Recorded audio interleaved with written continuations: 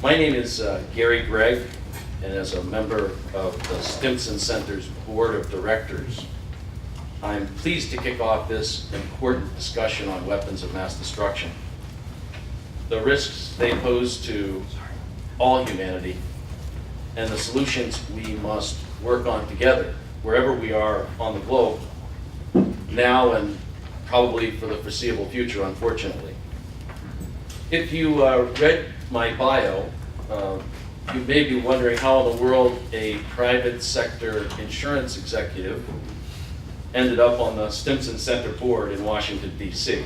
I worked for Liberty Mutual Insurance, based in Boston here for 25 years. It's a top 10 global insurer and the third largest insurance company in the United States. It's property casualty, not health and not life. So we worry about buildings and cars and houses, things that people build and cherish. While for the most part I spend my time and my treasure helping Stimson grow and prosper so that it can continue to do the work that it does. I guess you'd call that the governance side as a trustee, guiding the institution, helping to raise funds, and supporting the work. Now I leave the deep thinking to its many fine scholars and researchers, but I would like to point out that there is a strong connection between insurance and global security issues. In my industry, which I spent close to 30 years, we like to say that insurance is the oxygen of free markets. It enables businesses and governments to spread risks that they would otherwise be able to undertake alone. For instance, no shipping or airline company could possibly afford to be self-insured for the very small but extremely expensive risk of losing one of their airplanes or one of their ships.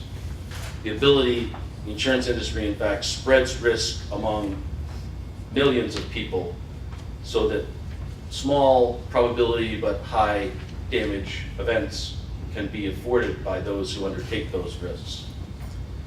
The industry has evolved over many years, in fact centuries. Some of you may be familiar with Lloyd's of London and got its start insuring seagoing ships and cargo.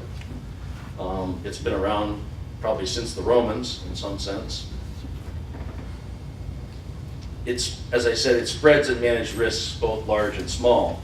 It has the capacity to help people recover and rebuild from Atlantic and Pacific cyclones, earthquakes, and all manner of natural disasters.